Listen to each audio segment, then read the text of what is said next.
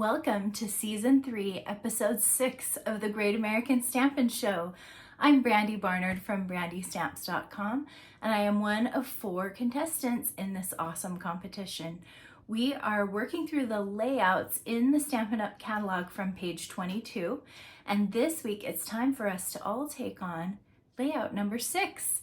So I am one humble entry. Your job is to watch mine and watch the 3 episodes that are linked in my description from my 3 competitors, Jody, Julie, and Shannon.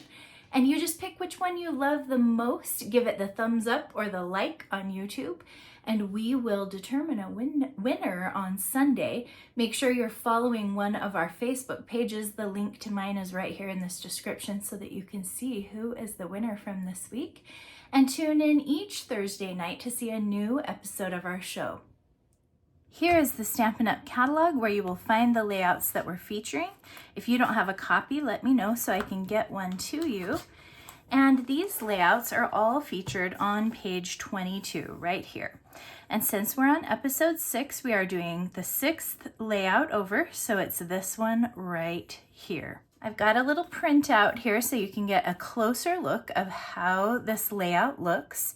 And I'm going to kind of break it down for you how I saw it. So of course we've got a card back, and then we have these 3 pieces here that are, a rectangle shape. You could do these whatever size you want. I did mine 1 3/4 by 3 1/4. This is totally up for interpretation, so you could do whatever size you like, but 1 3/4 by 3 1/4 kind of gave a nice little space here with the edge still showing. And then of course you're going to have a circle somewhere up in here. So my first thought when I looked at this was I'll do 3 designer series papers and I'll do my greeting right here. But then when I got looking closer at the greeting that I wanted to use from the Softly Said stamp set, I saw that this You Are Loved would fit so nicely on one of my rectangle pieces. So I'm going to switch this up, and I'm going to go designer paper here, here, and here with my greeting here. I chose this stamp set. I hadn't used it at all because it's not featured in our annual catalog. It wasn't in a mini catalog either. This is just one of our online exclusives. So when you go to brandystamps.com and click shop, you can always click online exclusives and look at those in the order where it'll show you the newest items first. And that way you can always stay updated on what the newest stuff is. But this one was released direct to the website, and it's a really great set, so don't miss that. For my You Are Loved image, I'm going to use a Night of Navy chunk of cardstock, and I wanted a really good contrast, so I'm going to emboss with white onto here. So right now I'm going to give you a tour through some very critical tools when you are embossing. This is the Embossing Additions Kit from Stampin' Up, and it comes with 4 items: the tray, the tweezers, the brush, and this little bag of, I think it's basically cornstarch. So let me walk you through why all of these items are so critical when you are embossing. First off is this little bag. It's called the Embossing Buddy. And what you're going to do is rub it over your cardstock before you do anything, before you stamp or emboss, okay? What this does is break down the static that might get little bits of embossing powder sticking to your project. And what you don't want is extra embossing powder sticking. I'm going to use my Versamark ink pad. And here's my stamp. We'll just get it nice and inky. Give it a nice even pressure all over. This is a very tacky, sticky ink pad, so this paper will always stick. You're going to get a little finger in there and help it separate. And you can see that that image is just kind of it's a watermark. It's a tone on tone, so it's just like a little bit darker blue on the blue. Now this ink is wet right now, and that's why it's going to work for embossing. So part 2 in the Embossing Additions Kit is the Powder Pal tray. So you're going to be shaking this powder all over the project. You want it to stick down to this wet ink. And if you just do this on your tabletop, you have got a mess afterward. Now, there are a few ways you might do this. You could use like a folded paper and get the powder back in, but the tray will help it so that you make sure you don't lose a single piece. And I can just tap the extra right in here.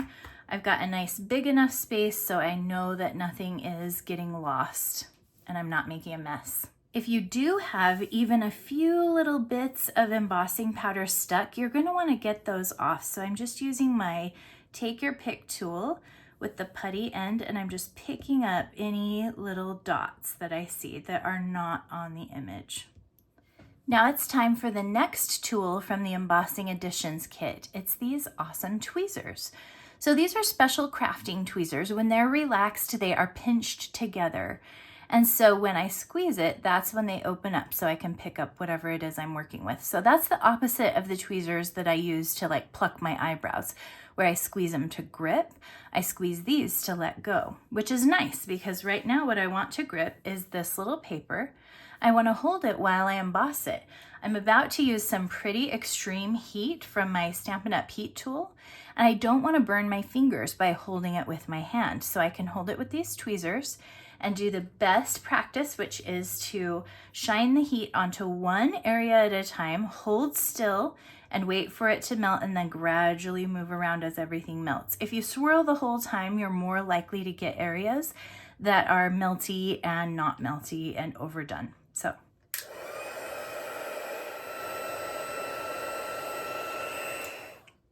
Awesome. Now, it would be great to just steam forward and work on my project, but there is actually one step left here. And it's this little tray, of course, needs to send the powder I didn't use back into the jar. So the end of this tray, the tip screws off. And you can tilt this forward and tap the powder right into the tray where it goes. And with a few firm taps, usually pretty much everything falls forward. By the way, you can use your embossing buddy in here too to help reduce static. And then the brush that it comes with is to help you get every single little bit of powder down toward the spout so you can keep all of it and have a neat, tidy work area. Okay, back to our layout. This is what we've got so far, one of our rectangles. And for these 3 pieces, remember I said I wanted to use designer paper. So I pulled out a favorite pack of paper that actually came out in our annual catalog a few months ago, and I have loved it, but I have not used it yet on the Great American Stampin' Show. So this paper is called Mediterranean Blooms, and I'm going to show you all the amazing designs. Look at these lemons and oranges that are kind of a loose arrangement, and then there's a more tight arrangement of lemons and oranges. There's this one, which is blossoms. I assume these are citrus blossoms. I live in Utah, so I would not know, could not grow an orange tree here if my life depended on it. This one has oranges and lemons on it. And now let's look at the back sides. They all have these amazing Mediterranean designs. This does remind me of my trip to Greece, which I actually earned from Stampin' Up, but this definitely has the vibe of some of those amazing cities, Santorini, with all the whites and the blues and these cool tile patterns. And so this pack is really a great one to do a lot of beautiful projects with. It actually is a 12 by 12 package. These pieces that I'm showing you are 6 by 6, but make sure and check out this paper if you haven't already. And for this project, I have chosen some oranges. So I kind of fussy cut this right where I wanted it, but it's my same size, 1 3/4 by 3 1/4. And then I did some lemon too. And then, of course, I've got my greeting, and I need a circle as well. So I'm pulling out my 1 3/4 circle punch and one of the cool blue and white designs. And there we go. For the background of this card, I'm going to use Lemon Lolly, my personal favorite color. I love all things lemon. As you can see on my store logo, I even have a lemon on there, and I had that long before lemons became trendy. But I can tell you, I was thrilled when it became a trend, because now I can have my lemon dress and my lemon kitchen decor and all things lemon. Okay, so let's start to move these over and get them positioned. I'm going to use Seal Plus to adhere these pieces of designer paper. This one's going to go up kind of toward the top. I want plenty of my lemon lolly to show though.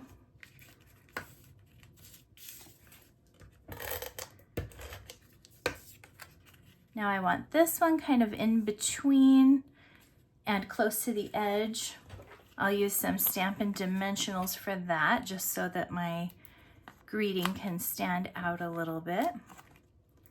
I'm putting 3 that are just toward the right side for now. Just adhere that right over here. I wanted it kind of close to the edge, but with the edge still showing a bit. And I wanted it to overlap both of these designer papers. Now I left this end loose so that I could work with this piece still a little bit. Let's grab a bit of ribbon. This is the iridescent striped ribbon, and I'm using about 10 inches. I'm just going to tie the ribbon right around this circle, and I'm going to tie it in a square knot, which means the first time I tie, the right side is on top. See that I have a right and a left. I put them both upwards so I can tell which one's on the right and the left. Right one's on top. So I tuck it under. Now I'll use one of my extra fingers to kind of hold that.